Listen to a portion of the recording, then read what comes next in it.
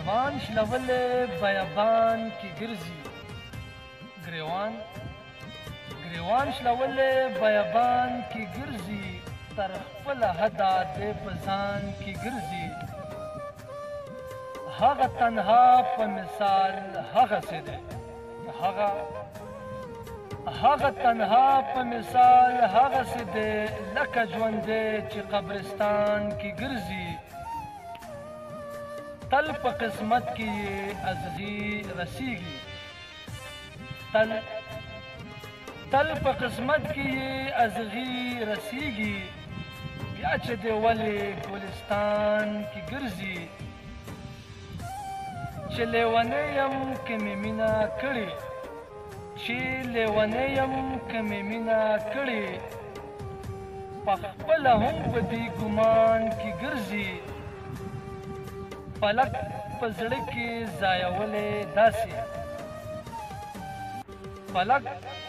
په زړه کې ځایولی داسې لکه انسان چې په انسان کې ګرځي السلام علیکم ګرانو کتونکو مینوالو نن موږ سره یو نوجوان شاعر شان فلک یوسفزی راغلی دی او دی به نن موږ ته خپل خوندور شعرونه غزلې پیش کوي امید لرم چې موږ او تاسو ټول به ترې خوندونه اخلو السلام علیکم شان فلک یوسفزی تاسو څنګه یې ښه یې موږ ته او کتونکو ته به تاسو څه پیش کوئ وعلیکم سلام دا یو کلام دی دا به تاسو ته او مینوالو ته پیش کوم نو غزل دی چې هر څه چې وایي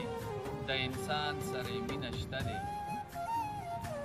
هر څه چې وایي د انسان سره یې مینه شته دی او که په ځان نه دی خو جهان سره یې مینه شته دی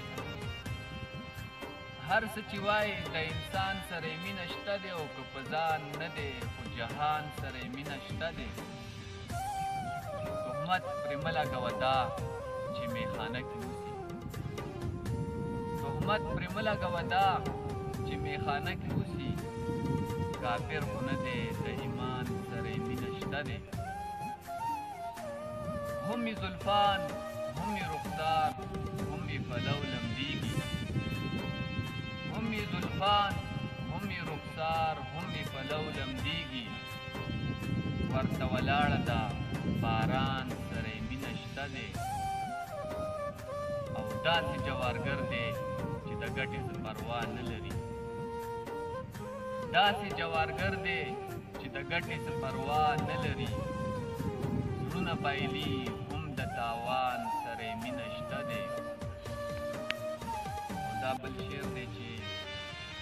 کله د زلفو کله اوسي د لمبو په سوري کله د زلفو کله اوسي د لمبو په سوري په سرو لمبو کې د زندان سره یې مینه شته دی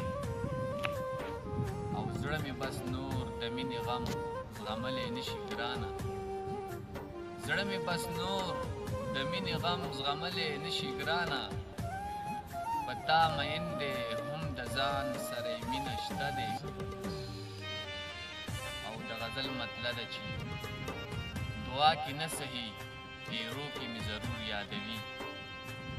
دعا کې نه صحیح هیرو کې مې ضرور یادوي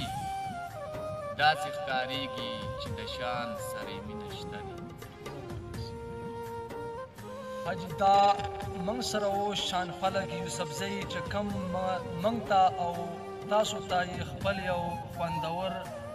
غزل پیش کا امید لرم چې تاسو ټولو به ترې خوندونه اخیستي وي نو مزید نورو ویډیوز دپاره زموږ پیج چې کوم دی شان فلک یوسفزی لایک کوئ او نور ویډیوز کې به انشاءالله موږ تاسو سره میلاویږو والسلام